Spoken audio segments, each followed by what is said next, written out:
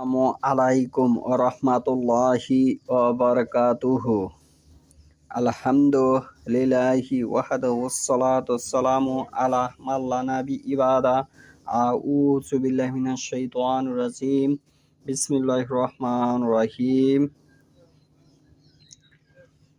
ইয়াসআলুনাকা মাযা ইউনফিকুন قل ما أنفقتم من خير فللوالدين والأقربين واليتامى والمساكين وابن السبيل وما تفعلوا من خير فإن الله به عليم।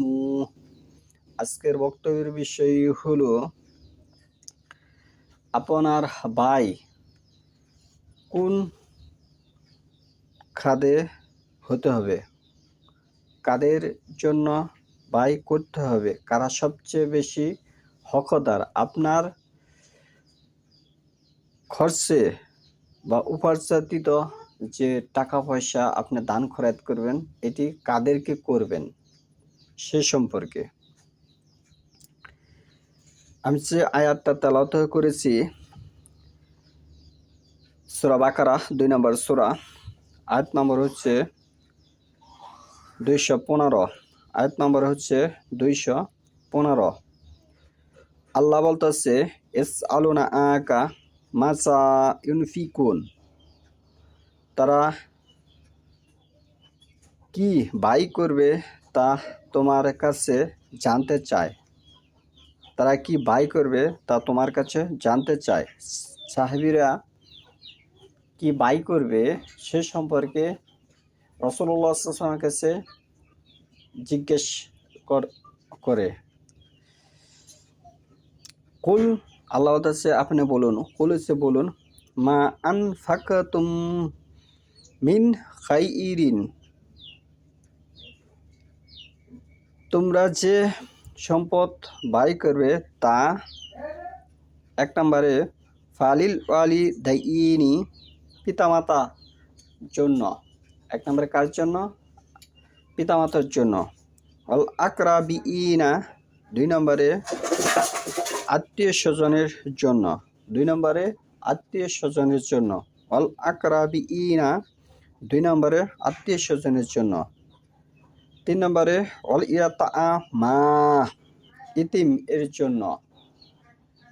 4 নম্বরে আল মাসাকিনি, মিসকিনের জন্য। 5 নম্বরে ওয়াবনিস সাবিল, পথিকদের জন্য। এই 5 জনের জন্য আপনি যে টাকা সিরিয়াল বাই সিরিয়াল আপনি ব্যয় করবেন, এটি আল্লাহ স্পষ্টভাবে কোরআনে বুঝিয়ে দিয়েছেন। ওমা তাফআলু মিন খাইরিন, আর তোমরা যেসব ভালো কাজ করো, ফাইনাল্লাহা বিহি আলিমু, আল্লাহ তা সমক্ষক অবগত আছেন। এখানে আমাদের দান খয়রাত বা আমরা যে জিনিসটা ব্যয় করব সেটি এই 5টি স্তরের ব্যক্তি হতে হবে আল্লাহর এই আয়াত অনুযায়ী। সেটি আল্লাহ রাসূলুল্লাহ সাল্লাল্লাহু আলাইহি ওয়াসাল্লামকে বুঝিয়েছেন, আর রাসূলুল্লাহ সাল্লাল্লাহু আলাইহি ওয়াসাল্লাম তার সাহাবীদেরকে বুঝিয়েছেন, আর আমরা তা জেনেছি। এই হচ্ছে ব্যয়ের মাধ্যম, এই হচ্ছে ইসলাম। কিন্তু বর্তমানে কিছু চক্র টাকা পয়সা হাতিয়ে নেওয়ার জন্য সাধারণ মানুষকে, ভারতবর্ষের সাধারণ মানুষকে ভুলভাল বোঝাচ্ছে। তারা বিভিন্নভাবে এই দানের কথা কয়ে বিভিন্নভাবে তারা টাকা পয়সা হাতিয়ে নিচ্ছে, যে এখানে দান করতে হবে, সেখানে দান করতে হবে, এটা করতে হবে, সেটা করতে হবে। মূলত এটা আল্লাহ শিক্ষা দেননি। তারা যেটা সমাজে যেটি ইসলাম হিসেবে বাস্তবে এনেছে সেটির কথা কি আল্লাহ বলেননি। এখানে আরেকটি কথা হচ্ছে যে রাসূলুল্লাহ সাল্লাল্লাহু আলাইহি ওয়াসাল্লাম ব্যক্তিগত কোনো কথা বলেননি। সূরা নাজমের 3 নম্বর আয়াতে আল্লাহ বলতেছে ওমা ইয়ানতিকু আনিল হাওয়া, আল্লাহ রাসূল সাল্লাল্লাহু আলাইহি ওয়াসাল্লাম ব্যক্তিগত কোনো কথা বলেননি, আমি তাকে যা বলিয়েছি তাই সে বলেছে। তার মানে তাই যদি হয় তাহলে আল্লাহ রাসূল সাল্লাল্লাহু আলাইহি ওয়াসাল্লামের কথা ওহী হতে হবে। আল্লাহ রাসূল সাল্লাল্লাহু আলাইহি ওয়াসাল্লামের যে কথা সেটি যদি সমাজে কেউ বলে সেটি কি হতে হবে? ওহী হতে হবে। সমাজে যদি কোনো ব্যক্তি বলে যেটা আল্লাহ রাসূল সাল্লাল্লাহু আলাইহি ওয়াসাল্লাম বলেছেন, তার মানে সেটা ওহী।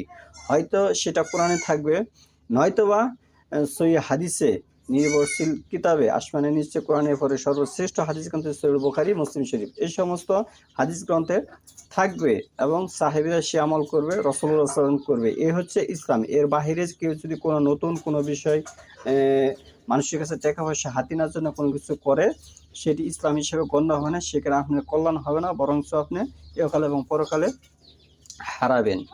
তাহলে আগে ইসলাম সম্পর্কে বুঝতে হবে, কোন জায়গায় দান করতে হবে, সে দানটি আপনার হালাল টাকার কিনা। সূরা তওবার 53 নম্বরে আয়াতে আল্লাহ বলতেছে স্পষ্টভাবে যে আমি ফাসিক মুনাফিকদের টাকা পয়সা দান খয়রাত কবুল করি না, এবং কি তাদের সালাতও কবুল করি না। আপনি মুনাফিক কিনা, আপনি ফাসিক কিনা সে সম্পর্কে আপনার জ্ঞান থাকতে হবে, সে সম্পর্কে আপনার জানা থাকতে হবে।